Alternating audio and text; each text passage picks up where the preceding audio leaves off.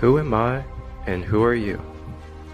The ultimate questions for who we are as whole beings experiencing on this earth in this human journey.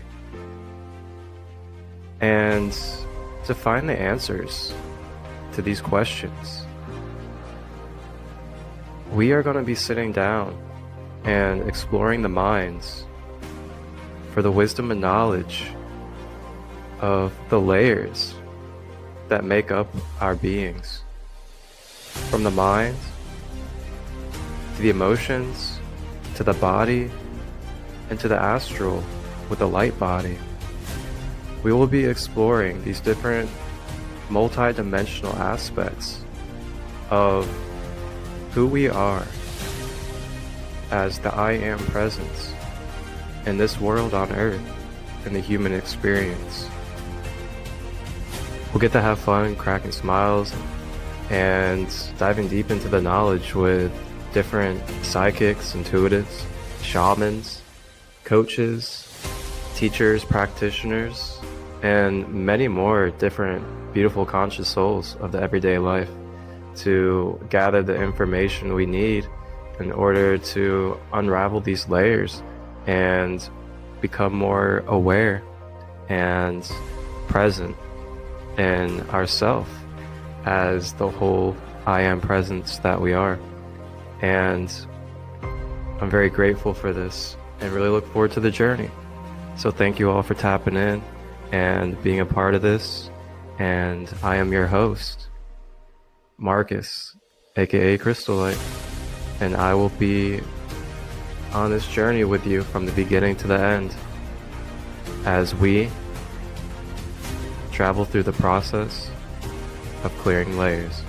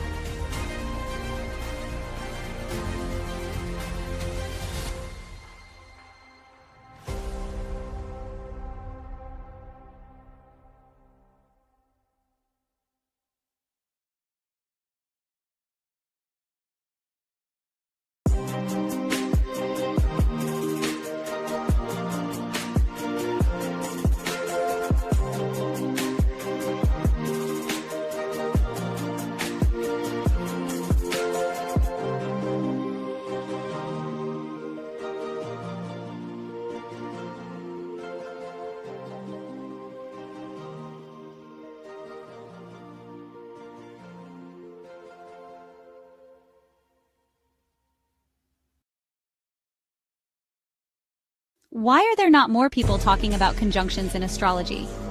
These cosmic meetings could be the missing piece in your birth chart. Let's uncover what they mean. In astrology, a conjunction happens when two planets meet in the same spot in the sky, amplifying their energy and influence in your life. Think of it as the universe turning up the volume on certain themes and emotions. Want to know how conjunctions could be shaping your destiny? Stick around to find out.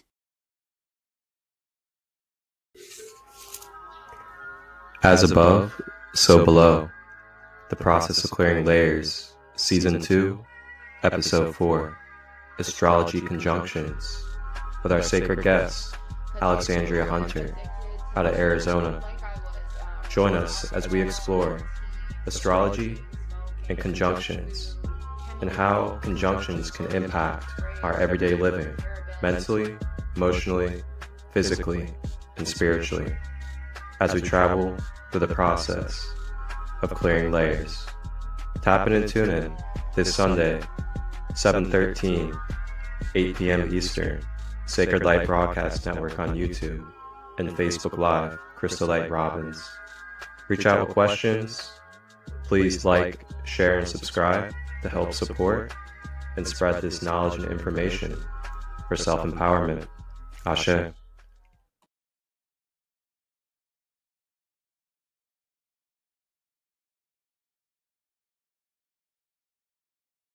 it's in between Pisces and Aries. It's like we're in between the old world and the new world, because Pisces is the last sign of the zodiac, so it's all about release, surrender, ending of karmic contracts, ending of cycles, spirituality, our intuition. And then Aries is a gigantic cosmic reset. So not only are we in the first official new moon of the new zodiac year, which is a much different energy than the calendar year. And it's interesting how Western society has January 1st as a new year when it's in Capricorn, and Capricorn is a very like regimented energy.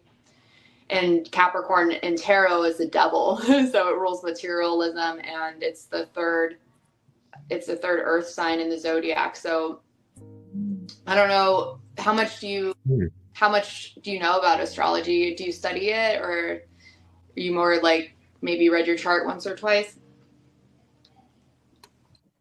I don't really know how to describe how much I know it, but I'm well aware of how it works. I'm well aware of what the planets mean. I mean, I'm pretty equipped. Could always learn more, of course. Yes, of course. No, that's awesome. I asked because a lot of people, when I start talking about Aries and Pisces and this house, they're like, what are you talking about? Slow down. So it's interesting because I feel like I never really know where a lot of other people are at. I know like you're on a spiritual, if you're a spiritual seeker like I am, you probably do have quite the knowledge. So you have a basic understanding of the zodiac types and probably the house systems and what your sun and moon and rising and all that means. Mm-hmm. So yeah, I pretty much know like what the planets mean, you know, what it means when their energies are together, what it means when like certain moon phases are happening, all that good stuff. What I don't really know is like the house stuff, the transit stuff specifically, and also just like the more in-depth stuff, like, you know, the north node and south node, stuff like that. Mm-hmm. But yeah, I'm always open to learning more, and I love what I have learned so far, and it's been very empowering what I've learned, and it's helped me not only understand my makeup as a human being, Mm-hmm. but it's also helped me really understand how I can be more present and find harmony with nature and creation by understanding and studying what is, because it is what is. And what I mean by that is it's not really a only dualistic thing, as in astrology is a very whole thing, and there is divine blueprinting that's embedded within astrology, because astrology is nothing more, and of course this is my own explanation. Everybody else out there that's going to hear this, you know, it's completely up to you if it resonates. But, you know, for me, astrology, just like many other things, whether it's tarot, crystals, anything else, it's really archetypes that represent different energies of the one consciousness. And for me, that's how I see things, is I see things as archetypes of the one consciousness explaining itself through those archetypes. And we're also archetypes too, as human beings. No separation, but everything in creation is an archetype with a divine message and blueprint. That just gave me chills. I love that. I agree 100%. It's interesting that you say that, because each of the zodiac archetypes has a certain phrase.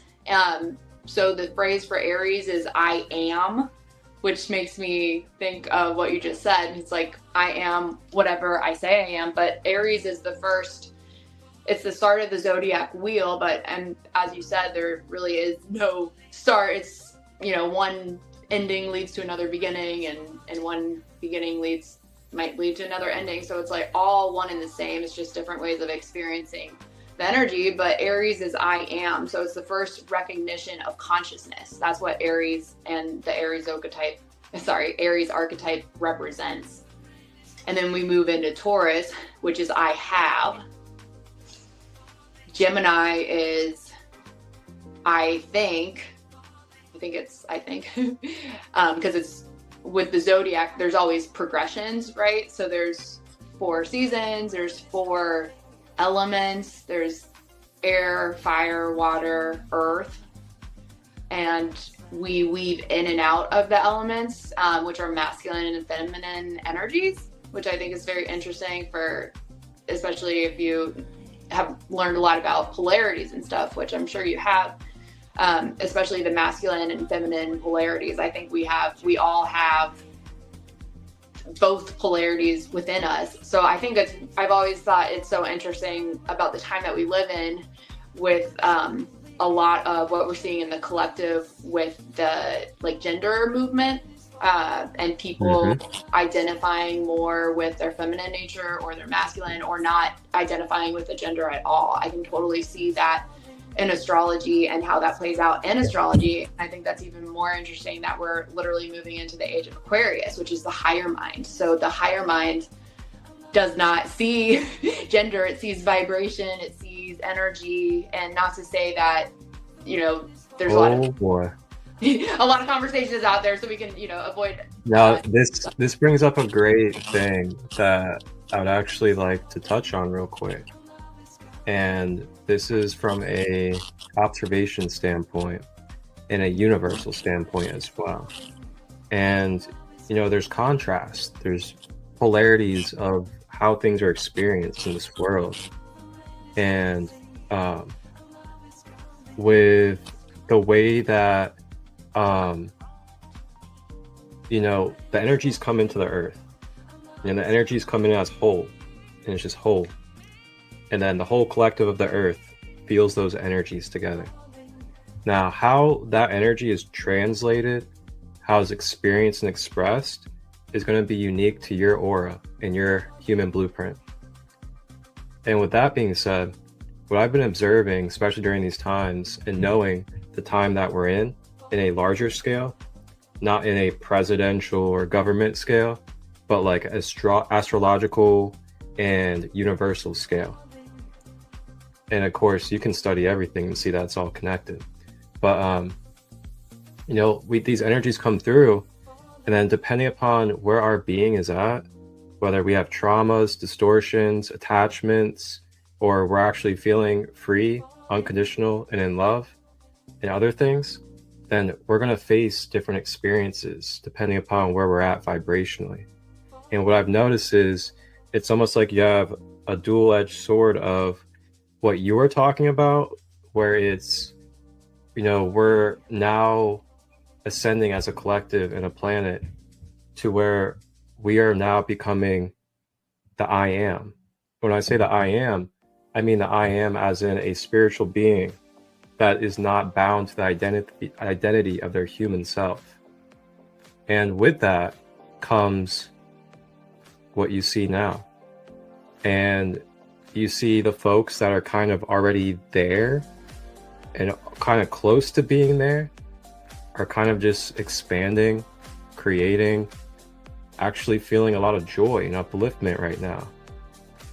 But what we see is, the contrast of that, where we kind of see the false pretext, kind of like what people are saying is like the wokeism type of stuff, where it's almost like it's wanting to be that, but there's underlying attachments, and there's like identity crises, and there's strong judgment and like pushing of the ideology onto others, trying to get kids to become the ideology. Like, that isn't, to me, embodying that you are just the one creator equal to everybody and everybody's the creator. For me, using that and like taking the identification ideologies and judging others, slinging mud on them if they don't fully align with it or anything else. You can see right now, from a neutral standpoint, it's being very challenged by the universe right now. And for me, what I see is either people are going to be holding so tightly to their physical world attachments that who knows what's going to happen, or they're going to end up letting go of it and coming to the clarity of their divine connection with source. And that is that we all are these divine beings, and we don't need to have the world or the outside of us determine that for us. Get your tickets now for a rare, one-of-a-kind, multidimensional Lionsgate 8/8 retreat coming up in Sedona, Arizona at Camp Avalon, hosted by Marcus Crystallite of Sacred Light from 8/6 to 8/9. Experience the powerful Lionsgate 8/8 portal, amplified by Sedona's legendary vortex energy. This retreat is your chance to align mind, body, and spirit during a time of deep awakening and transformation. Join Crystallite for chakra balancing, Sarah for herbalism, Yuga for qigong, Aliyah for ecstatic dance, and Cher for orgonite technology, plus more healing flow shops with expert guides. Enjoy hiking Sedona's stunning landscapes, nourishing plant-based meals, and camping under the stars with a conscious community. Step into a safe, sacred space to connect, heal, and discover your multidimensional self. Embrace self-empowerment, vulnerability, and community as you shed old layers and awaken to your highest potential. Tickets: $188 for 1 day, $333 for 2 days, or $444 for all 3 days. Payment plans available.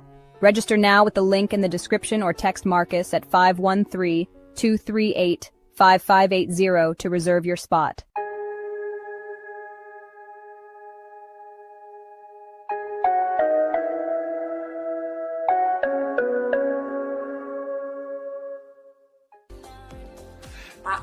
Absolutely. I love all that so much. And it's so interesting too, how astrology is, I just see it as something so important. It's such a, the second I discovered astrology, it was like, wow, this really makes sense of the world. And there's a lot of symbolism even in the Bible about our star systems.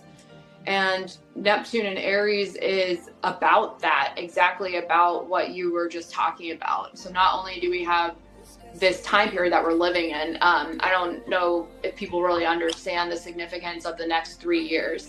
I mean, we've been through a lot, especially since 2020. There is some big aspects going along, and this is interesting. I like to ask people, like, what were you doing on December 21st, 2020? Because that was a significant day. That was a Jupiter-Saturn conjunction where we were kind of at the same, it was the planet of expansion, which is Jupiter, and higher knowledge and belief systems was butting heads with Saturn, the planet of limitation and karma. So it's so interesting because I've also heard a lot of spiritual teachers talk about the shift in consciousness as in, shifting to the 5D Earth. And a lot of times I've been like, well, what does that mean? And a lot of people seem to wonder, what does that mean? But the way it's been explained to me and the way I've seen it in my mind is that the descending path of consciousness and the ascending path of consciousness are one and the same. It's what our souls signed up for. Some of us choose, because we have a balance of light and dark on the planet, like yin and yang. So you're especially going to see, if we haven't already, we've had a preview of the Neptune and Aries energy, because Neptune's been in Pisces for so long, and Neptune dissolves things. It dissolves boundaries, illusions, and Neptune is a planet of spirituality. So Neptune in Aries is literally spiritual warfare. So I think we're going to see a lot of themes of spirituality over the coming years. And then, like you were saying about judgment, a lot of people have judgment and they don't really realize that they are the creator. And I think if more people realize that I am the creator, then it's honestly could solve a lot of the problems on the world, because there really is, at least the way I've come to see it, of course, like in our human world, there's things that are wrong, like, murder or, the R word, or just, abuse and things like that, violence. But from a spiritual perspective, the way I've experienced life up until this point is that it all has to do with our personal karma. Since we are the creator, everything that we put out into the universe, I feel, is going to come back around to us at some point or another. And astrology is just like one lifetime. Your natal chart is just the specific moment, the imprint of the stars that chooses. It's a blueprint of your destiny, and it almost acts like a clock. And I think it's so interesting that the clock that we use on Earth has 12 hours, like the 12 houses. It looks just like a zodiac wheel, right? And it's interesting, 12 is at the top, then we go one all the way around. Yeah. And the house is the I am, your identity. 12 dimensions as well. 12 dimensions in this universe we're in. Exactly. Like, I think 12 is a really significant number. And I was just watching a video the other day. They were talking about how 13 is a very significant number too. And I'm like, that's very interesting, because I think not too long ago, there's a 13th planet discovered, but I study astrology based on the 12 houses that I know. So I'm not super familiar with the 13th. Are you? Do you know anything about the number 13 or? I'm familiar with the number 13. I know it's like a karmic number, as they call it. Mm-hmm. And I know it's just like, it's a really like powerhouse number when it comes to just like purpose and potential energy. And like, anything that has karmic attachment to it, it also means that it has an opportunity for strong impact as well. Because if something is dealing with karmic energy, then that karmic energy is going to end up turning into empowerment. So not only that, but also clearing. So clearing of whatever grid or field that karmic energy is involved in. So that's what I've gotten from 13. I know it's been associated in a negative polarity with some people because of the karmic word, but in the whole standpoint, karmic energy is just, it's like energy that's kind of residual from a cause. And then it creates density, lighter in vibration. Absolutely. And I was just gonna, to continue the conversation about karma, what I've also come to realize is like you can experience karma in this lifetime, and I'm sure we experience it if you believe in reincarnation, which I do, because I've read a lot of books that really resonated with me, like Many Lives and Many Masters and Journey of Souls, which really opened my mind up to that. It expanded upon what my intuition already sensed. But astrology continues to fill in those gaps in that picture for us, because it's like our soul is very intentional about this time-space reality that we're in.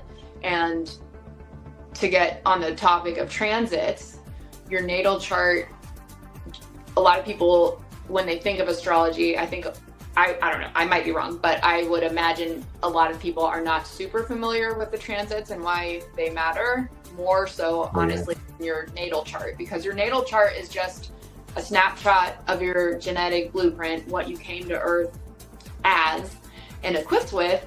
But throughout your life, the planets are either moving forward or they're moving backwards, some of them all at different rates. So we have generational energies, which are the outer planets. So it's like Jupiter, Saturn, Neptune, Pluto, Uranus. And then we have inner planets like the sun or the moon, Mercury, Venus, Mars, which have shorter transits. So when you're looking at your transits that you're experiencing currently, you are looking at where those planets, you're using your natal chart as the blueprint, and then you're seeing how so if your blueprint stays, your natal chart, your blueprint stays still, the transits are rotating around those planets. So you're seeing how are they interacting with your natal Mars? How are they interacting with your natal sun? Are they crossing over a node? That's going to be a significant period of life. Are they crossing over your part of fortune, which is another huge spot in astrology? Saturn return years. Everyone will go through one between the ages of 27 and 30. Then we have the generational energies that will stay in the ending, or sorry, I I got distracted because you disappeared from the screen, so I wasn't sure if you're still there or not. Yeah, go ahead. Oh, okay. Sorry, I thought I might have lost you.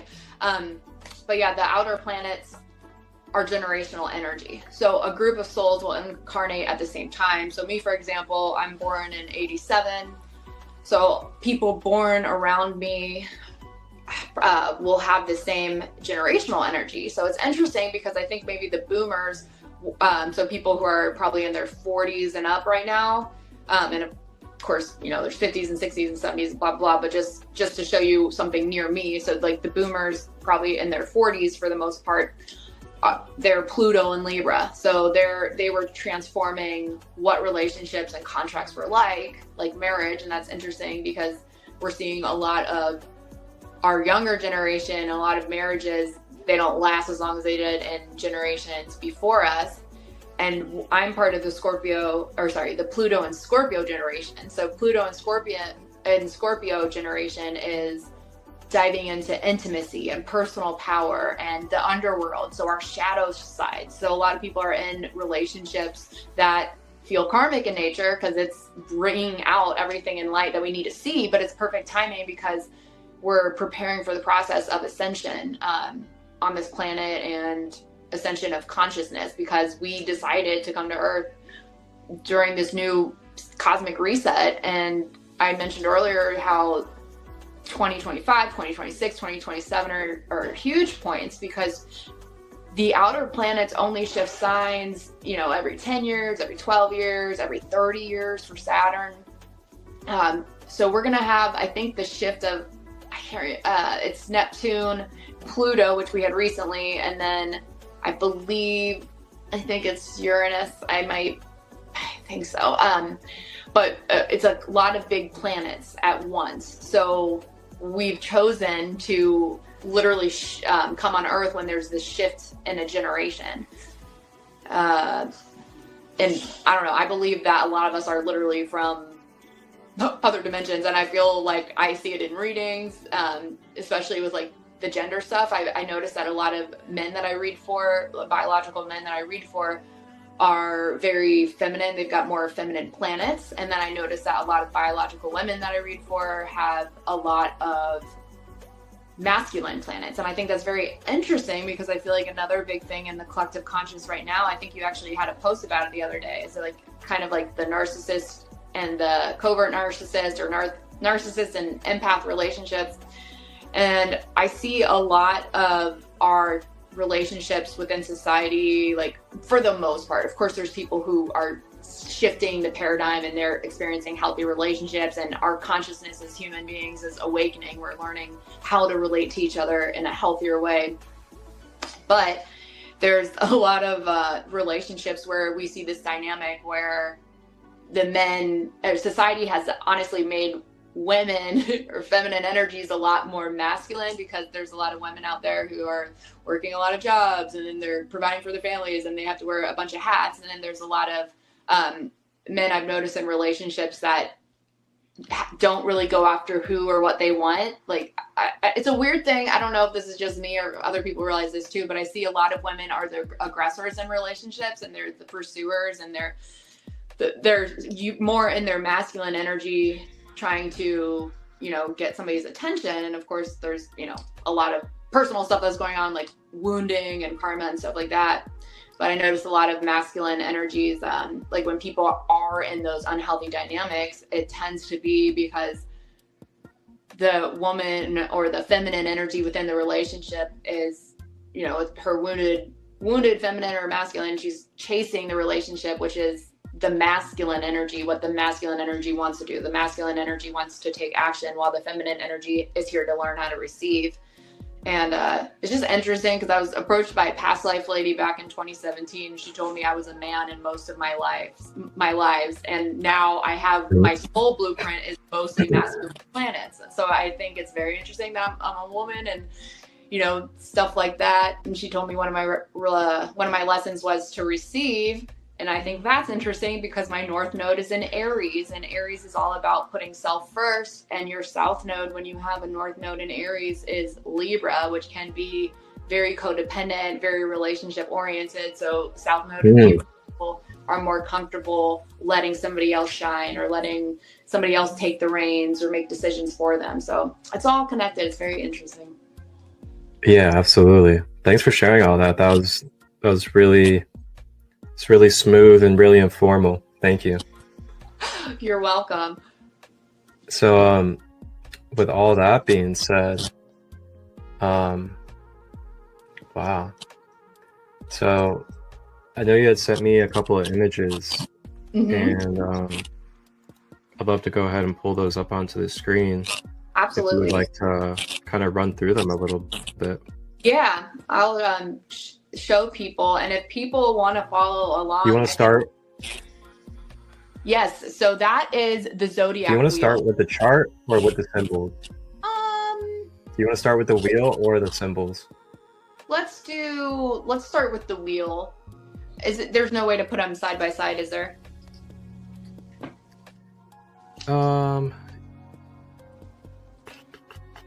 If not, I mean, if it's easy enough to switch back and forth.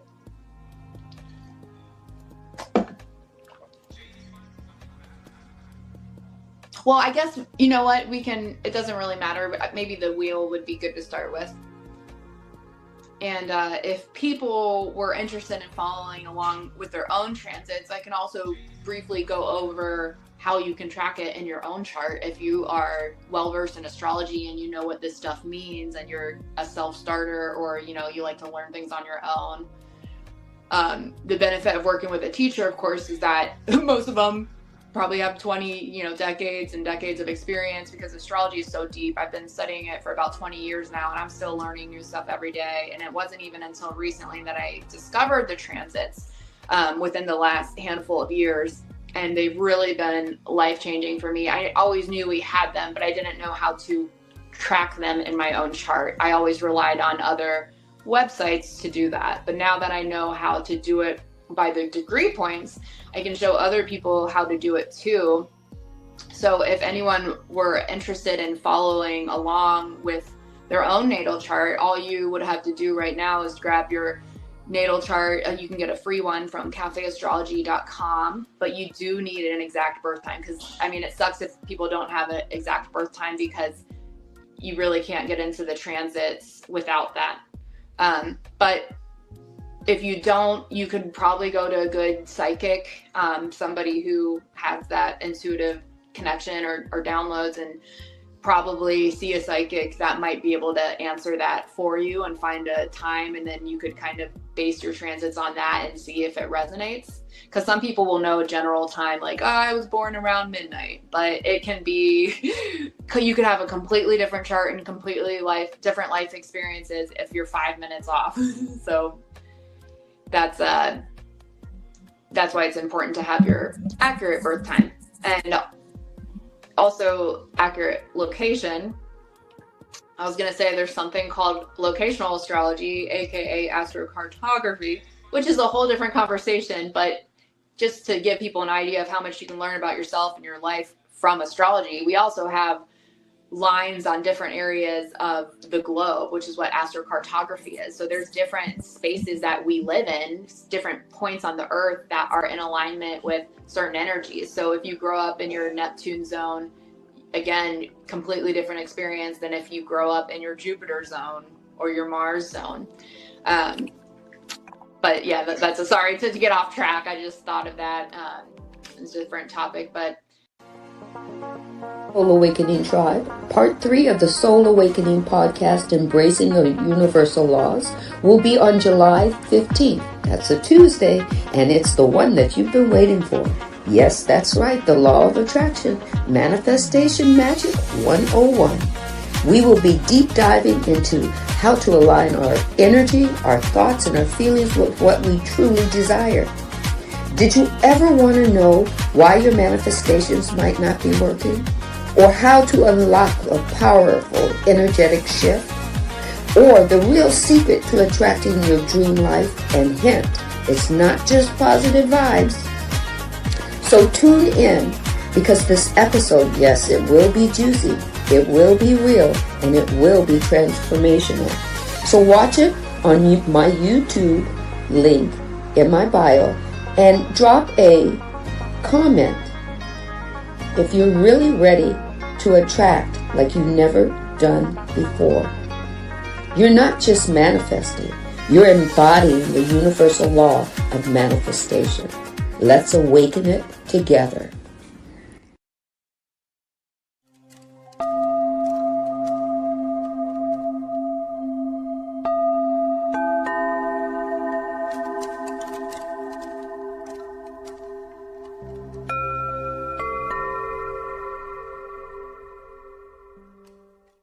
All right, so if people wanted to follow along, I'm looking at the zodiac wheel right now, and this is where the planets are currently for today.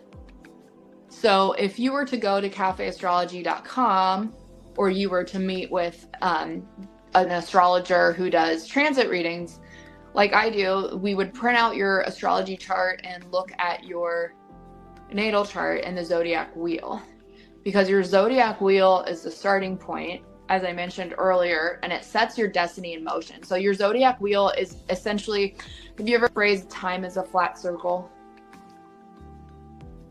They I think maybe once. It's actually in the show True Detective on HBO season 1, Matthew McConaughey's character says that, and I always loved that phrase, because to me what it meant was our destiny is, you know, set in stone, but we have free will for how we experience the themes of our destiny. Meaning your soul, based on the timing of your birth and the planets you chose to incarnate, even down to the degree points that you chose to incarnate.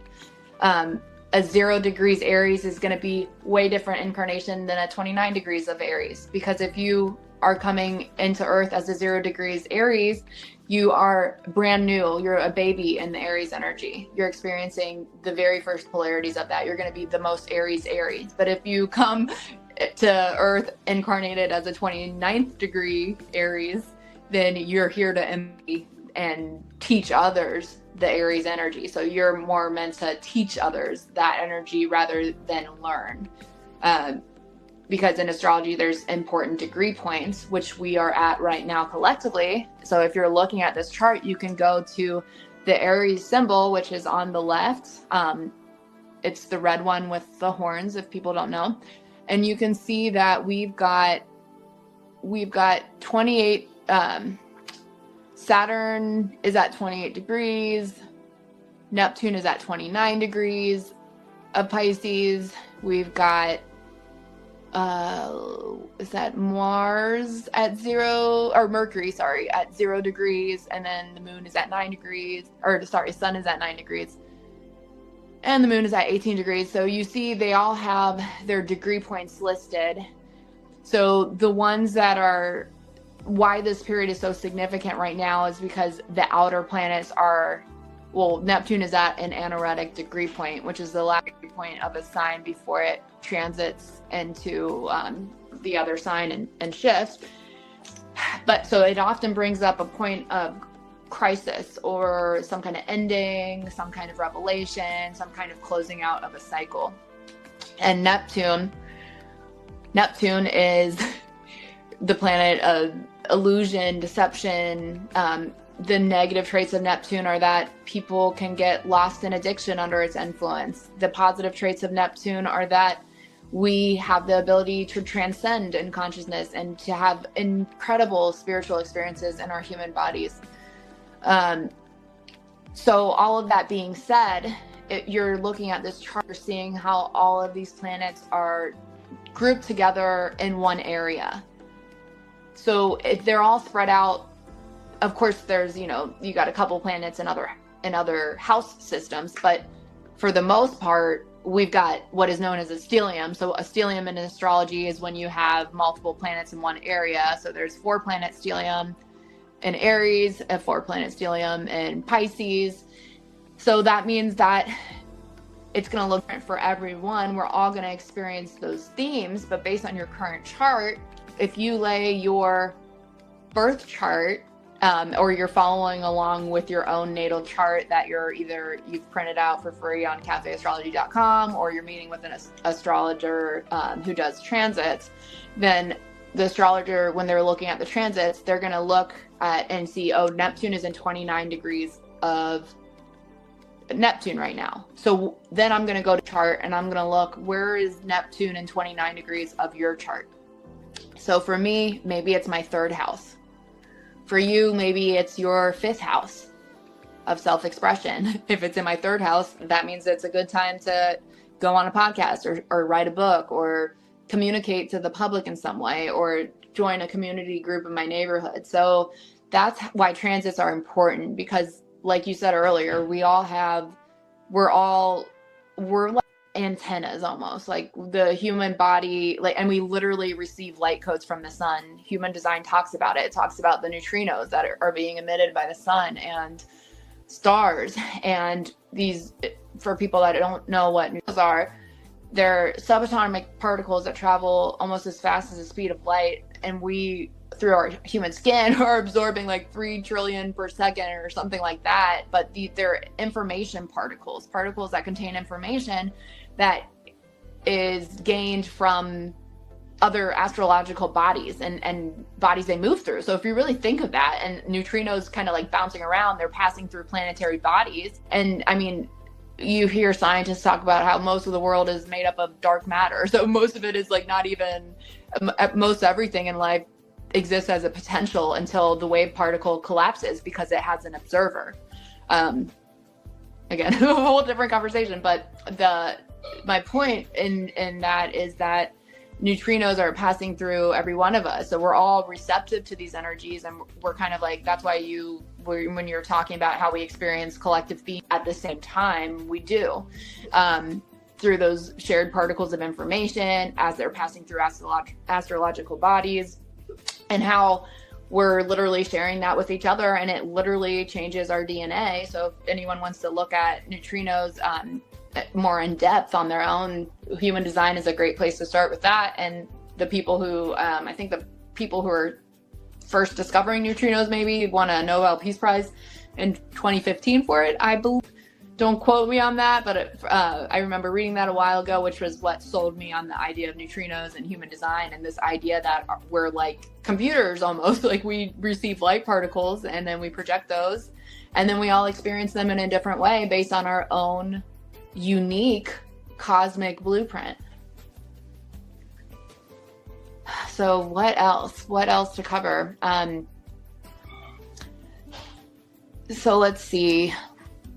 Collectively, I was saying earlier how today is a big day, because today at some point, I'm not sure if it's already shifted, but you can see, if you recognize the Neptune symbol on the astrological wheel that we're looking at, you can see that Neptune is at 29 degrees and 59 seconds. So that's literally just about to shift into Aries. And when it does shift into Aries, we're gonna feel it. I mean, I don't know about you, I can definitely feel more Aries energy, because I'm feeling more like, wow, I'm ready to move forward. I'm ready to take action on things that I've been sitting on forever.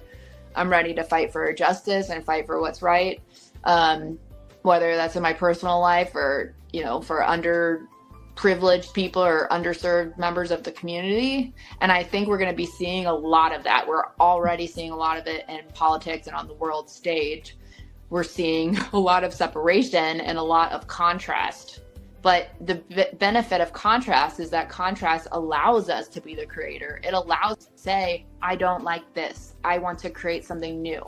I do like this. Let's have more of that. So what is happening, like, we're coming to Earth at this time where there's more contrast than there ever has been. And it's all coming up because we're at the 29 degree point. So it's like our collective consciousness, like if reincarnation is true, which I believe it is, like we've all lived thousands, millions, and billions of lives, probably. I mean, there's also the theory of multiple dimensions and multiple universes. I mean, and people like Bashar talk about how we shift dimensions every couple seconds without realizing it, almost like our lives are like a movie stills in a movie. Wow.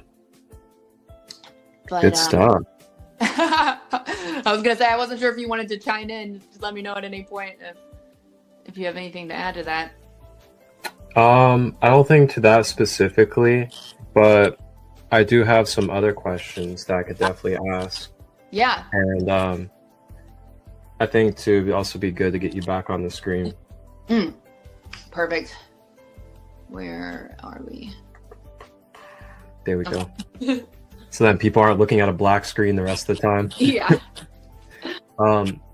So this has been a wonderful conversation and really nice deep dive into the, the functioning and the mechanics behind astrology and transits and the charts and how they function. So now what I'd like to navigate into is really what the main premises of this series is, the process of clearing layers, which is now diving into the micro level details. We kind of talked about the macro, the whole thing, the chart, the signs. And what I'd like for us to now move into is the micro level of what type of benefits have either you or others that you know and experience.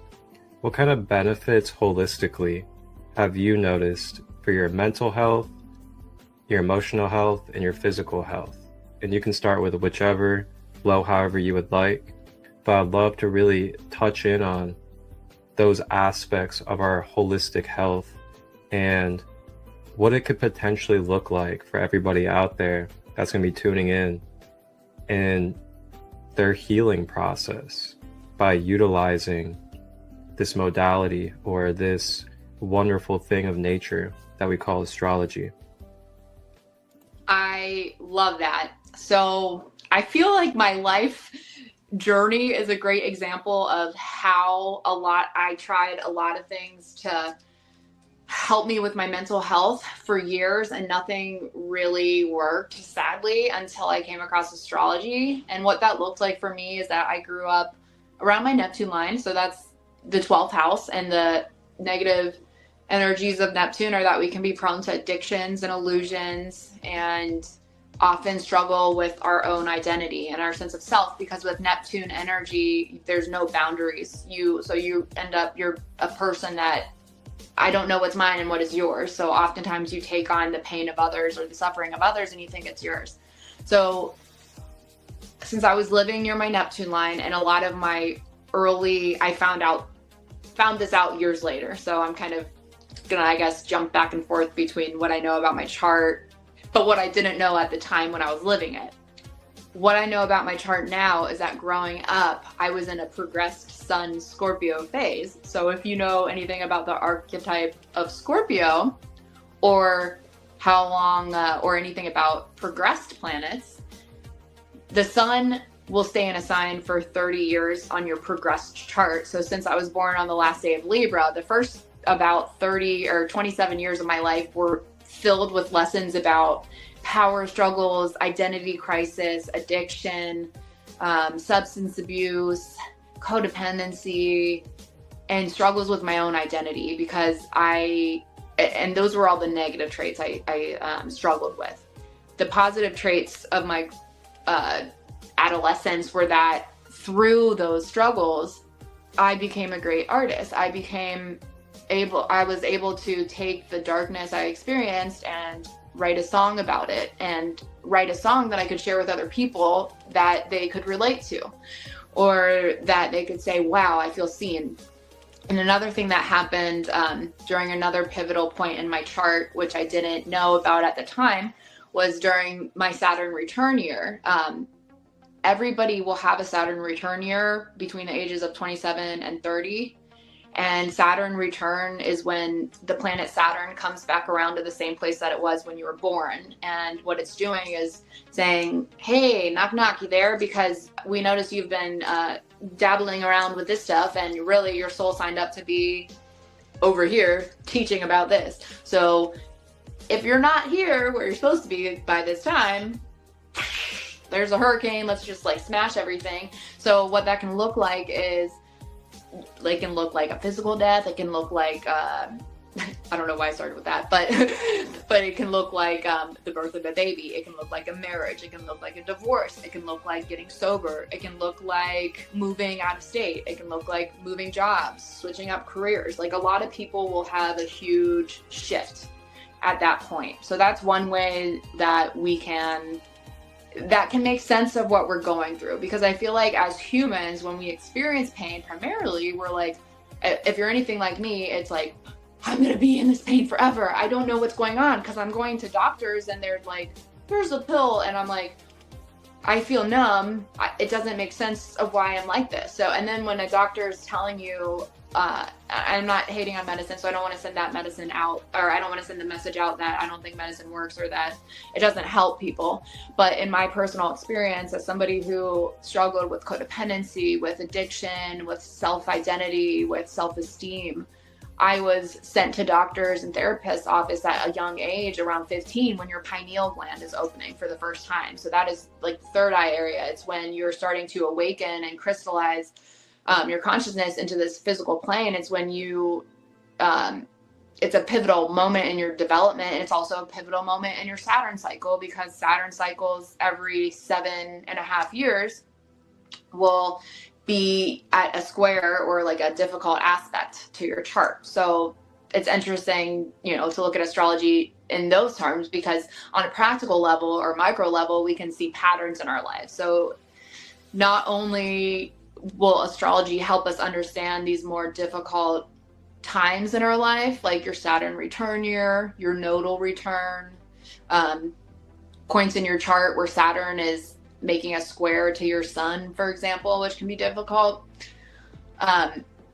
It's also, it helps us understand the energies and what we're learning. But what I was going to say about, at a young age when your pineal gland is opened, for my personal experience, I was going to doctors and therapists, and they were saying, okay, well, you just have anxiety, you just have depression. And I'm like 15 at the time. So it's interesting to me, in my mind, I was like, well, I'm depressed. That's a feeling. That's not yet. I'm being told it's like a disorder. And then I struggled with my spirituality and my connection to source energy, because I was like, why did you make me like this? Why did you make me with a broken brain? Because doctors would just keep putting labels on me and giving me medicine like a lab rat. And Whoa. Can we pause for a moment? Yeah. I just want to take a moment and to acknowledge any soul that has gone through this right now, and just know that you're heard and seen in this moment. And like, the more clear you become within yourself, you're kind of more distanced from those energies when it comes to your attachment to them. And the less attached you are, you really see things for what they are. And wow, the way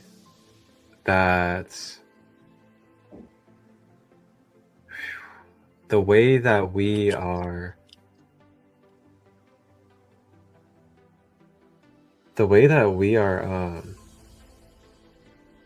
checked on by our health professionals. It's like, wow. Mm-hmm. For real. Like, we're talking what's supposed to be the highest level of medical care, quote unquote. And we have been in a world where we experience emotions as a human being of frequency and dimensions. And that's what we're supposed to do. We're designed, literally. That is one of the biggest gifts and purposes of living a human life, is being able to feel emotions. Oh, I'm starting to get like emotional about it. And we've been in a world where our highest level health professionals basically tell us that our emotions that we're feeling, which are natural, and stuff that we just process and also passes through us temporarily are disorders, are problems. They need to be shut down, that we need to coat ourselves. We need to numb ourselves. We need to try to repress it and suppress it. And I'm just going to leave it there. You're absolutely right. And it's so crazy because what that is doing by suppressing our emotions like that, they get stuck inside of us and they cause disease. And that's what was happening for me. All the years that I was told by doctors that I had this disorder or something was wrong with me, not only did it just continue to dig in at my self-esteem, it made me feel different from other people. It made me feel like angry with God or the universe. Like, why did you make this so hard for me? Why do I have to be depressed? And then I felt guilt for being depressed because I come from a nice family. I wasn't beaten as a child. Why should I be depressed? You know, I got blonde hair. Look, I shouldn't be depressed. You know, like, because a lot of people say that, you know, people will start judging you for feeling depressed if you don't come from hard enough backgrounds. But my thing is, like, we all have pain. It doesn't matter if it's a big T or a little t. We know what sadness feels like. We know what anger feels like. We know what resentment feels like. We know what guilt feels like. There's literally a vibrational scale that aligns with different frequencies. And like you were saying, we experience different dimensions of reality through our emotions that we're vibrating at. So if you're constantly, like, you have to wonder why are health professionals wanting to tell you that you're depressed, and they name it as a condition, so we stay there, rather than being able to say, I'm depressed because I don't like my job. I don't have a creative outlet. I'm depressed because I'm stuck in a building 8 hours a day and I'm supposed to be out in the sunlight putting my hands in the dirt. I'm depressed because I'm surrounded by these people and there's cliques of people that are not getting along and I don't understand it. I think a lot of starseeds and people from, you know, if there is such a thing as starseeds that come from other planets or dimensions, I think there's a lot of, you know, waves of souls born right now, especially the younger generations that are coming in like, what is this place? I don't get it. And then if you're a sensitive being, they're like, you're depressed. Take a pill. There's side effects to it, by the way. And then it's literally like a chemical lobotomy for some people. And at least it was for me. It stifled my creativity. It took away my sense of humor. And it made me feel like something's wrong with me. So let's just call it for what it is. It's sick care. It's sick care. It keeps us sick. It does not heal. And I don't know. I don't really care if anybody agrees or disagrees with me that watches this, because we can go over the facts. We can go over the science. We can go over how many of our family members have been on pharmaceuticals their whole life and have made no progress, but have gotten worse. Yes, exactly. I felt that way for so long. And it wasn't until in 2010, I discovered the site cafeastrology.com. I think my first experience with astrology before that was like, I learned that there's I used to read whatismybirthday.com, which is if you're born on October 22nd, it would tell you, oh, this is the traits of somebody born on the 22nd of October. This is the traits of somebody born on April 4th, like whatever. But when I did my specific natal chart with my birth time, it was the first time I ever felt seen, and it was a website on the internet, and it was the first time I ever felt any connection to God or source, because I was like, the stars are all around us. They're literally the heavens, and it's telling me things that I didn't even know how to express within myself. And it empowered me, because I realized I have Neptune in my first house, which is your identity. So a lot of people with Neptune in their first house, if you don't know how to work with that energy, if you don't know you're psychic, of course you're going to be seeking drugs and alcohol. You're going to be seeking a connection to something, a spiritual experience. So that's what I lived with for so long. I had, suicide thoughts, and I just felt like the world didn't understand me until I discovered my astrology chart. And I was like, wow, now I can work with this energy. I'm psychic. I've always been interested in tarot, like the thought that I might be able to astral project or astral travel, or like do remote viewing where I could like see what somebody else is doing just by tapping into the quantum field. Like that stuff that's better than any drug. when I first started meditating and learned, like, I could not meditate for crap. I couldn't quiet my mind at all. And a lot of people can't. And meditation is the one thing that will change your life and help you get quiet and help you receive those more intuitive downloads from the higher frequencies, from your spirit guides, from your angels, from your higher consciousness. So that's what happened to me. And that's how I was able to tap into my psychic gifts and my ability to do readings for people and my ability to have vivid dreams and experience other realms besides this one, and to see colors when I meditate, to hear things in my head. It's just crazy, our capabilities as a human that people don't even know that you can do. It's just wild. Yeah, not even just that, but like a lot of us are experiencing it in our everyday life, but we just are not aware of what it is. And if we go around certain people, they tell us that, you know, we're crazy, or that couldn't be such a thing, you know, like stuff like that. But yeah, thank you so much for sharing that and being vulnerable about your journey. Of course. And just to use my own chart as another example of and how astrology can be helpful for people, you can, like I mentioned earlier about degree points, and then I think you mentioned something about the nodes, the north node and the south node.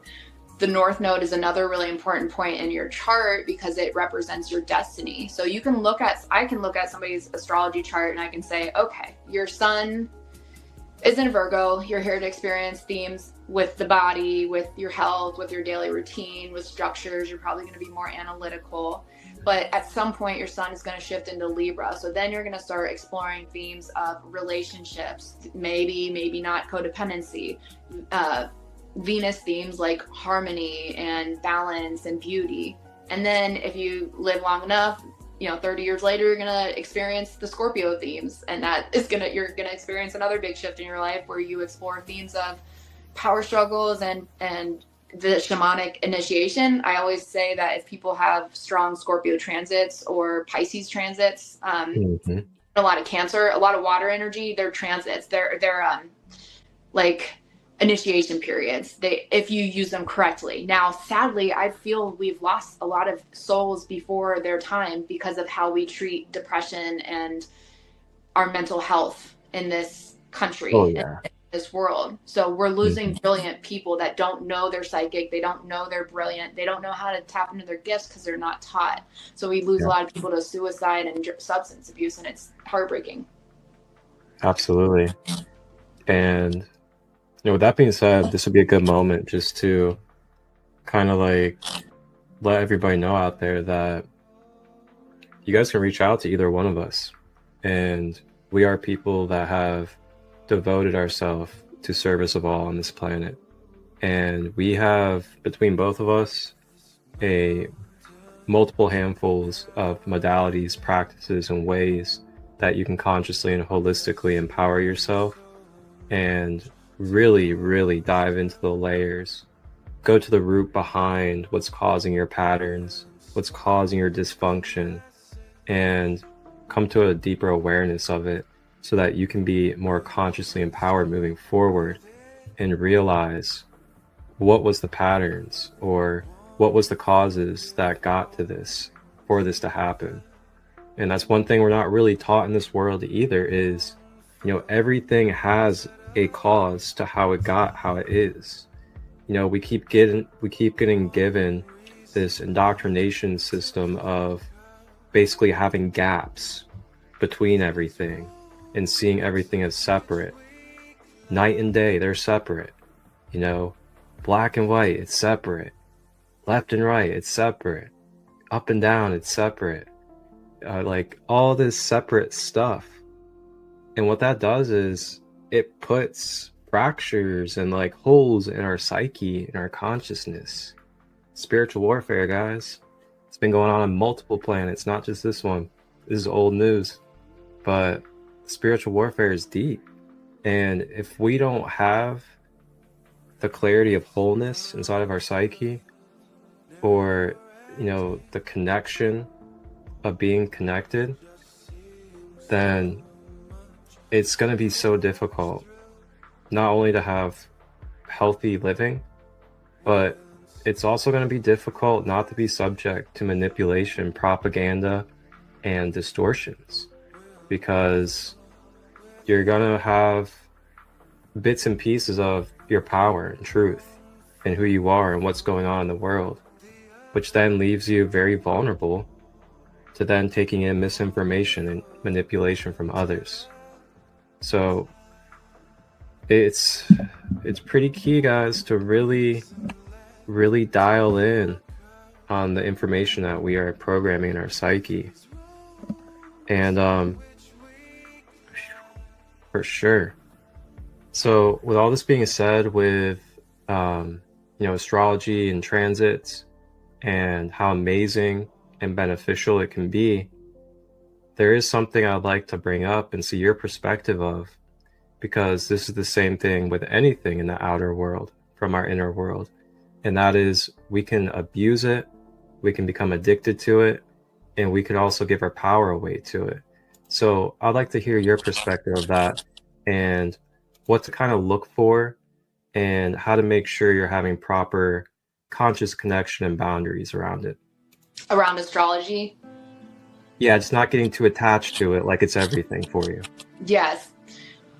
Well, yeah, that's right. There are definitely some people who kind of see it it's kind of like tarot in a way, because our attachment to astrology or tarot or whatever thing is based on our personal level of connection to source and the source within ourselves. So if I understand that I am what I think about, I am the creator of my life, I am source energy, I'm my higher self, and I'm my lower self, and I am you and you are me, and as above and so below, or if I said that right. But understanding that the drops of water in the ocean are the ocean itself, right? So when it comes to things like astrology, understanding that yes, these tools are here to guide us, but at the end of the day, they're just guiding us, which means they're showing us what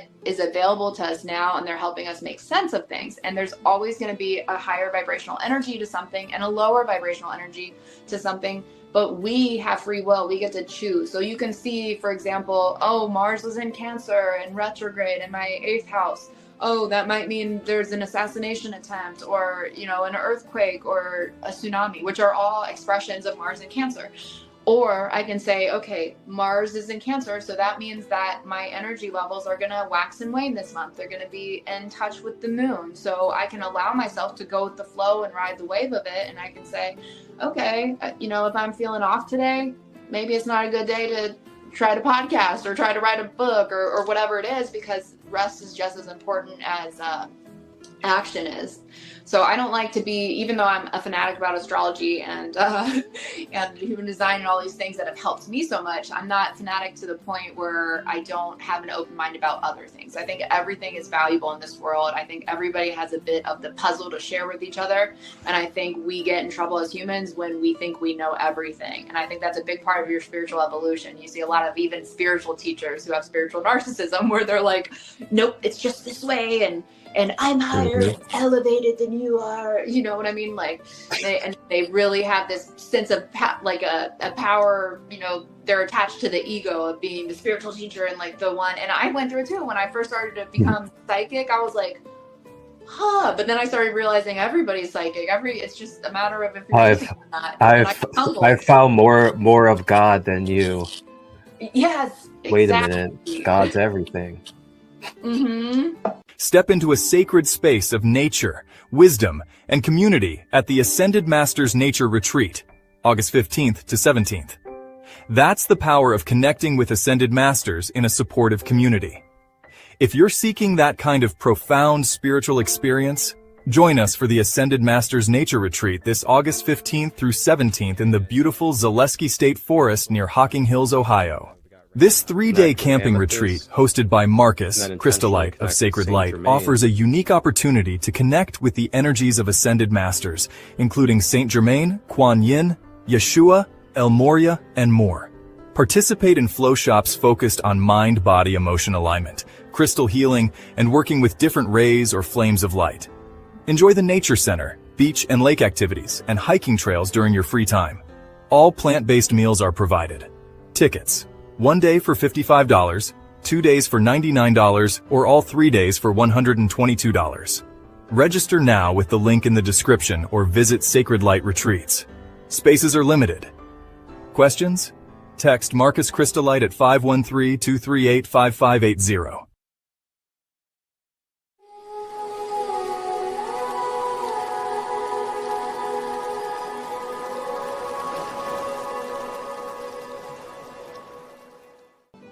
So that's why I like to treat people as equals. I don't care if you're an expert in something. I don't care if you're a novice. Like, we're human here on earth having an experience like I am. So let's share our experiences and try to help each other out. Preach, girl, preach. Golly, that's how I am too, man. That's how it is. And people will feel that too. Like, I embody that presence. Like, I've met people that are just like, blah blah blah this or blah blah blah that, or professional at this, professional at that, all these certifications, and then we cross paths, and here I am bestowing wisdom upon them, and not even intentionally wanting to or anything like that.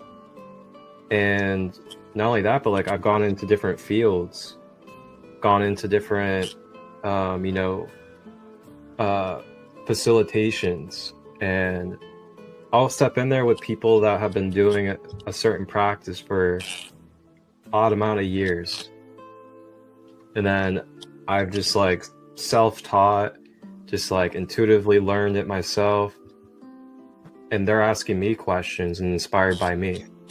So it's just like, title, professional, all that stuff, it's nothing more than a label, guys.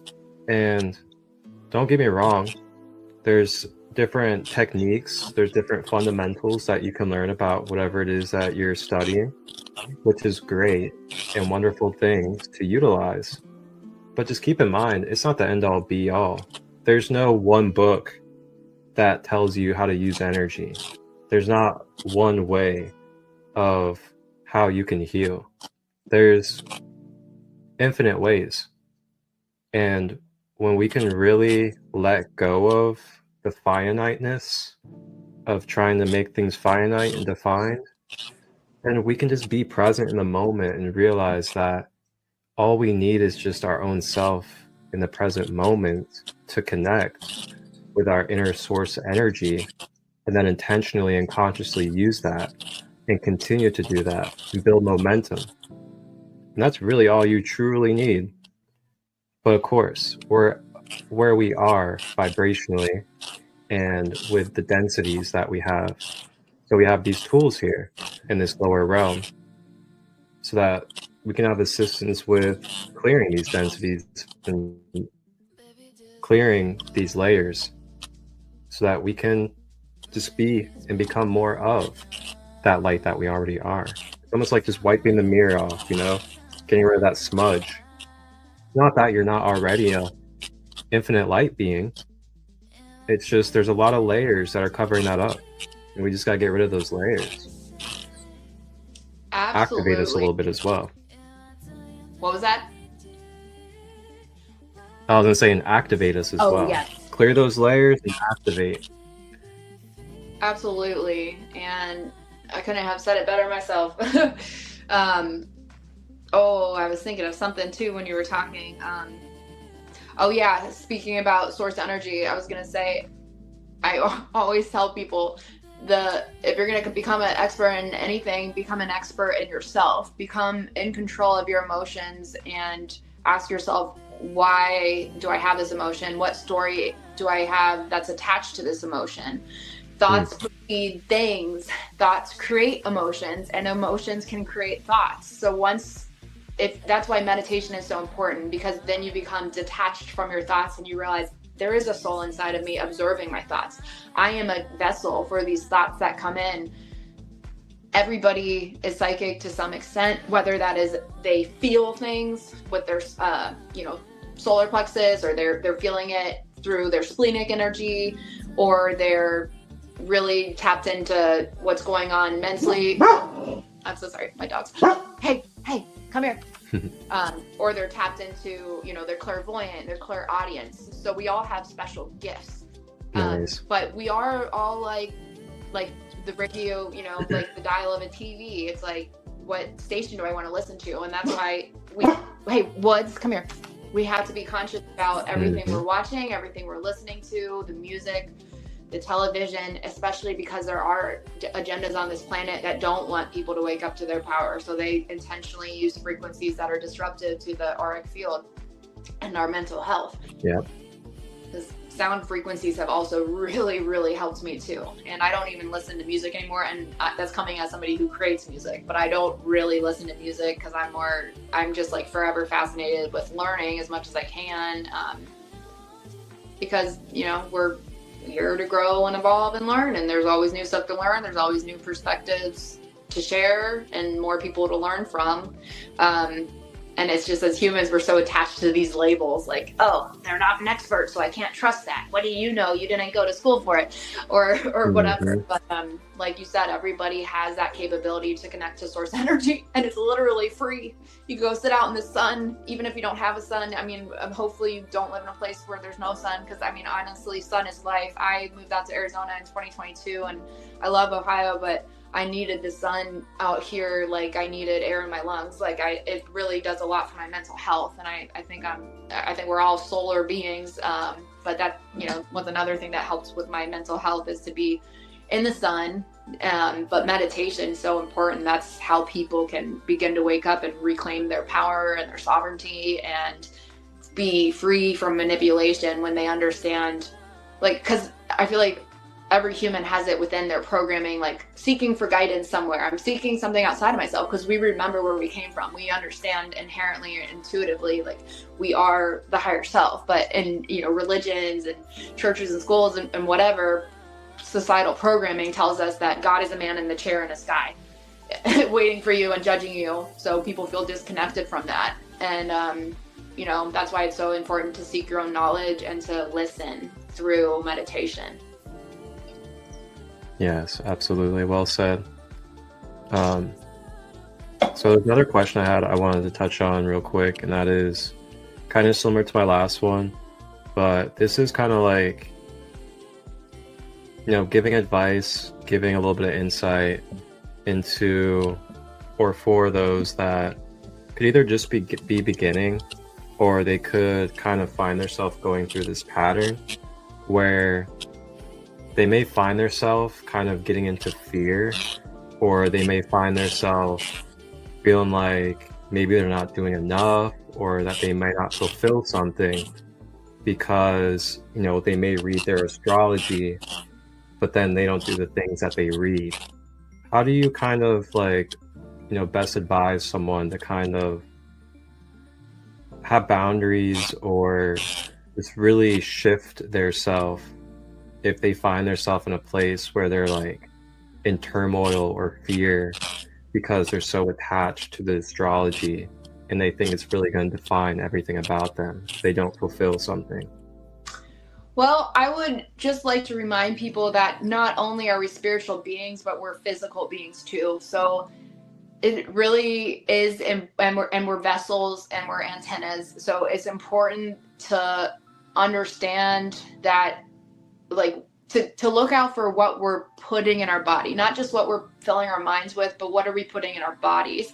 Because if you're addicted to things like I was, like alcohol, nicotine, vaping, smoking, junk food, chemicals, lotions, sprays, perfume, parabens, face products, like all the things, like a bombardment of chemicals in your body, that is going to limit your consciousness on some level, because your body's trying to detox from these foreign substances. So if you're in that space where you have not learned how to listen to your body intuitively and ask yourself what you need, and I'm speaking from a person of experience who used to treat my body like a trash disposal, trash can, because I was drinking on weekends with friends and stuff, and I thought it was normal, and then I would eat junk food at every meal, and then I felt out of control with my eating habits, and then I would smoke nicotine, and my body was addicted and dependent on that. And then if there's like psych meds on top of it, then that has different reactions in your brain. So it's kind of keeping you stuck in a certain frequency. So that is why people get attached to these things, where it's like, oh, but this hasn't happened, because what we're putting in our bodies isn't allowing us to break through to these higher frequencies. So one of the best ways to do that is meditation. And I swear people fight me on this all the time. meditation, because if you're not in control of your thoughts, you're not in control of the stories you tell, and you over-identify with your thoughts. And if you're over-identifying with your thoughts, you're going to be looking for anything and everything outside of you to tell you who you are, to reflect back to you who and what you are. But who you are is the creator. You're a reflection of God and source energy. So you, just as much as I do, have the ability to tap into something higher than yourself, but you have to understand that you're more than this body. You're more than this physical experience.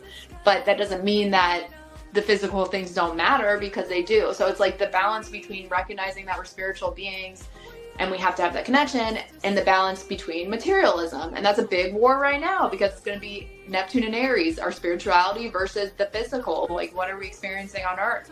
What are we putting in our bodies? And right now there's chemicals galore. There's chemtrails. There's stuff in our water that's not at the right levels. There's, jabs, whatever you think about that, Hey, the grateful thing is it's being addressed on a large scale now. It's about time. And I think that will help a lot of people. I think if we can kind of like start lower, start with the root chakra. The root chakra is our survival and what we have to survive. The other thing is that a lot of people are not living in their purpose. So like, they've got jobs just to pay the bills, and they're feeling burnout, they're feeling bitter, they're feeling upset with that. And then they're probably, might be drinking on the weekends or like vaping every couple minutes. So it's like, not only are you not doing what you love, so there's not your experience to like bring the Kundalini energy up, because it sits at the bottom of our spine and it starts to rise, right? And it's different experience for different people. But for me, I think it started around my root chakra slowly over time. While some people have spontaneous Kundalini awakenings, but it's a whole different podcast. But the Kundalini energy, for those of you who are familiar with it, is this energy that sits at the base of the spine and can travel up through the chakras. So it's going to clear up everything that you've got stuck in your field. So those emotions, that trauma that you had as a child. But if you can't progress or ascend beyond your lowest level of consciousness, which might be the root chakra for a lot of people, because they're stuck in fear, they're living in survival, they're feeling guilt and shame most of the time. I could tell you until I'm blue in the face, what to do or like what to feel. But until you take the liberty to understand for yourself, like, okay, I recognize that there's more to this. And you start meditating, because that's what awakened it for me too, is meditating. So that helps with that Kundalini energy activation. So once you progress past that first stage of, I'm in survival mode, I'm just eating because I'm emotional and I don't really know what I'm doing, I'm just kind of like trying to make money to survive, but there's not really a lot of joy in my life. So those are like when we're attracted to like relationships that aren't spiritually fulfilling. We're, the karmic relationships or abusive relationships, and we're at jobs we hate, and things like addiction. But once we raise our consciousness even just a tiny bit through meditation or giving up one thing, that's what I did. I started with one thing, and that first thing was alcohol, and then the year after that it was cigarettes, the year after that it was junk food, the year after that it was vaping. So don't judge yourself at where you're at with your journey, and don't try to reinvent the wheel overnight and try to do everything all at once. Recognize that, and again, that's why I like astrology, because it's like, this is what you're learning this period. Right now, it's about healing your codependency. In 3 years, we'll focus on your spiritual beliefs that are hiding in your subconscious. 2 years from now, we'll focus on your finances. So like astrology transit readings and progressions can show us timelines. So that's why I think it gives people peace of mind, or it should, when they understand that. But you also have to I would encourage people to meditate, even if you can't. You're not, like, meditation is the single most important thing you can do to quiet your mind and, again, to connect with source energy. And most people, if not all, but probably the majority of people that start meditating are going to have a hard time sitting still. I mean, I couldn't quiet my mind for crap, so I had to learn how to do positive affirmations, and I had to do the mala bead technique, where you say one affirmation for every bead, and you say, I am worthy of love. I am worthy of love. I'm worthy of love, even if you don't believe it. But that's how you train yourself. That's how you train yourself to think differently, to align with those higher vibrational thoughts, which is going to give you access. It's unlocking your codes of DNA. It's moving the energy up, and it's allowing you to connect to higher vibrational timelines and ideas. And it's allowing you to stretch your imagination in order to attract the more positive experiences that everybody's capable of. But if you believe you're not, and if you think that, oh, I hate happy people because it's a bunch of bullcrap because I've never experienced it, well, what are you doing to hold yourself back from it? Are you afraid of meditation? Are you afraid to give up alcohol? And why? It's about asking ourselves why. And also it's about shifting, stepping outside of our comfort zone and doing what we don't want to do sometimes, which is what it was like for me. I don't really want to meditate, but I'm sad. And it's one of those things where pain becomes a gift. You get tired of your own bullcrap after a while. At least I did. And the pain was the ultimate catalyst. So you can choose. Rock bottom is when you decide to stop digging. So we can choose when we're done with the pain. And I don't know if people are like this too, but I realized I was living Groundhog's Day for decades until I finally was like, I'm the problem. Because if I'm not the problem, I'm not the solution. Okay, I'll finally try something different. And I tried meditating, and it changed my life.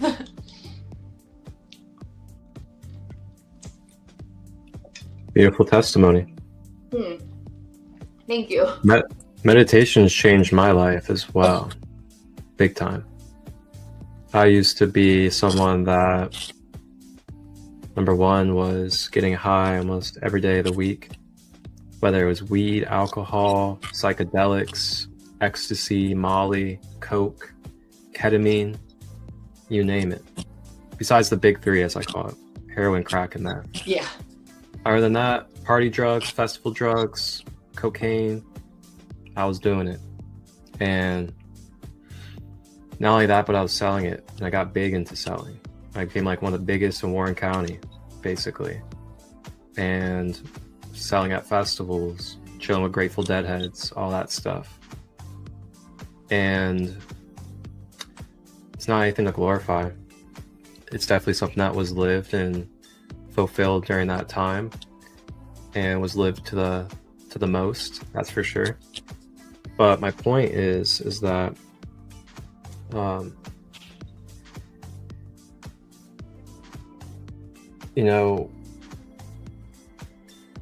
we are very much capable of overcoming those kind of periods of our life through these modalities that we're speaking on. And for me, just to share a little bit, is meditation and learning about chakras and chakra health and breath work and the power of the breath, and then learning about the mind and learning about power of the mind through people like Joe Dispenza, Bruce Lipton, many others. It started really giving me a bigger picture of who I was and what I was in. And through that, I started practicing meditation on my own through a good brother of mine. And he was a Reiki master and shamanic healer and all these different things. And he started teaching me, like, every day we'd hang out. And what I had started to notice was the more that I started practicing meditation on my own, and I started practicing these other things as well, I started noticing that I was naturally letting go of attachments to the outside world, including substances. And then as time went on, I started learning about the aura and how our electromagnetic field works and how chords work and how our focus works and what happens when we focus our energy and the chords it creates. So as I learned all these things, it just became very 1 + 1 = 2. It became very simple. And that's one thing about life, is that when you start to align yourself with what they say, like God, the organic blueprint, whatever you would like to say, you realize that there's a master mapping that we can balance ourselves with to then not have to give in to temptations or impulsive natures of the outside world. And what meditation and chakra balancing did for me was it helped rebalance my electromagnetic field and the way that conscious energy was able to flow through me, because that's what the chakras do for us. For those of you that don't know what the chakras are, you guys can check it out on my YouTube channel, Sacred Light Healing and Wellness, Light Body Awareness 101. Go under playlist. And I do a full in-depth whiteboard teaching about the chakras. And, these chakras are the gateway or the blueprint system for your mental, emotional, and spiritual health in your physical life and in your physical avatar. So when those chakras are blocked up, then those chakras aren't able to give you those dimensions of divine light that are meant for you to experience. And then this is when we get imbalanced, and then we start having dis-ease and disorder and all these different things depending upon which chakra. And then the chakras connect you to different octaves or different dimensions of life. And chakras move like wheels, so they rotate. Some move counter, some move clockwise. And it's divinely, perfectly made for the human being in order for the human being to exist in the first place. So if you're someone that thinks, oh, it's just taboo or whatever, every single human being has a chakra system, because that chakra system is the blueprint and the gateway for your human being to even have life and to experience life. So the more that we just accept that we have them and learn about them and come into a healthy relationship with them, then we open up a whole new box of opportunities of empowerment and ways of manifesting, attracting, and feeling divine connection within ourselves. Not outside of ourselves, but within ourselves. So I just wanted to share a little bit about that, about chakras and, how meditation's helped me, because I was someone that was always getting high, always chasing money, always thinking that life couldn't get any better than this. I'm getting high all the time, I'm making money, chilling with my homies, whatever. And now I'm here. So there's a lot to learn. There's a lot for me to share from going to there, or from there to here, where we are now. And it's the same with Alex, and the same with everybody else. And it's also the same to you out there that's listening to this right now. You have a story. You have a journey as well that is divine and also has value, not just for yourself, but for others as well. So don't be afraid to step up, because I'm telling you, this is the time, and we're being called to step up and step forward and to be vulnerable. And not just vulnerable, but lean into connection and unification.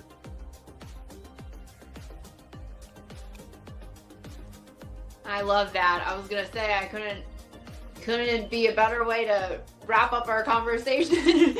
Honestly, I feel like what you said was just like the perfect embodiment of everything we talked about, and it's so true. Right now, it's just the time. I feel like more and more people are going to be called to share like their testimony, their story, and that's what we need, because I heard this in recovery once, like I think maybe it's in the big book of AA.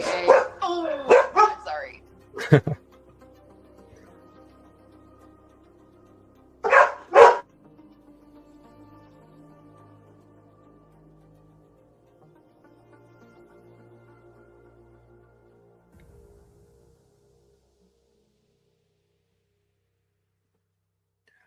All right, sorry about that. I'm worried. Oh my God. I'm worried they're not going to be quiet because it's about their time to go out. It's all good. But, oh my God, hold on.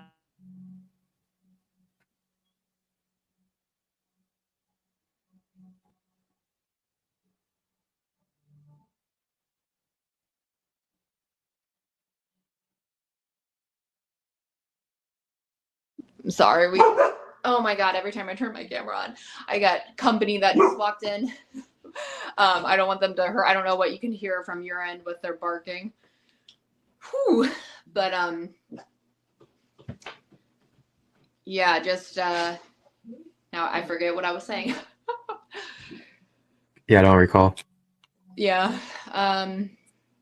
Anyways, I think we had a really good conversation, and I think a lot of people are being called to share their truth right now, especially with the shift into Neptune and Aries. People are stepping up to be leaders in their own community. We're going to have a lot of Gemini energy, which is the community that's coming up soon. That is about seeking knowledge.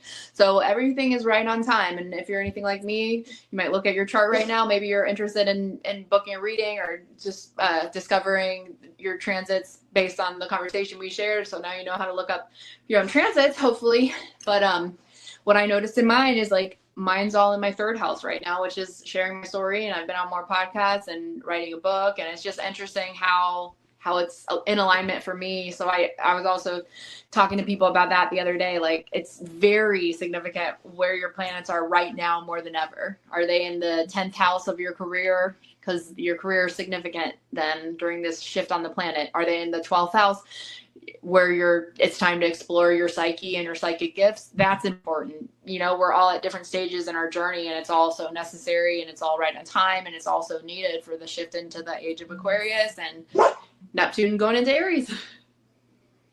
Absolutely. Thank you for sharing that. And thank you for being with us today on this episode of the process of clearing layers.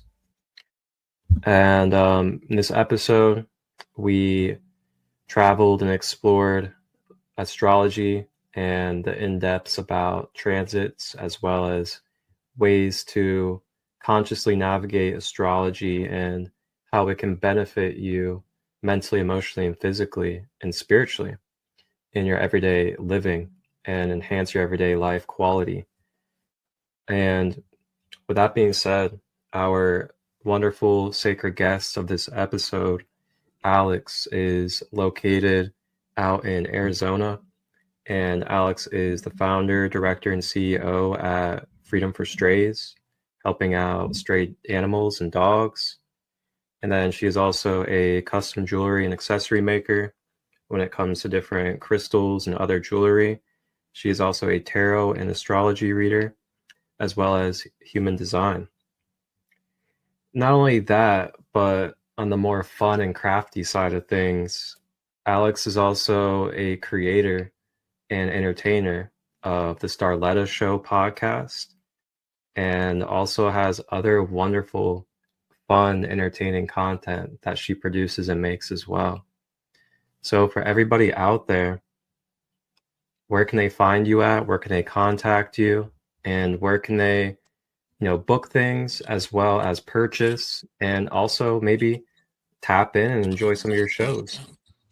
Thank you so much for all of that. I do have a lot of things, and I can be found on Instagram, TikTok, and YouTube and Facebook. But for those that have Instagram, I have a couple different Instagrams. I have the handle Freedom for Strays just typed out, and then the Starletta Show is my podcast, which goes over, we do like conspiracy content and alien disclosure and starseed stuff in a comedic way, satire. And could you do one of those avian impressions for us? Oh, good day.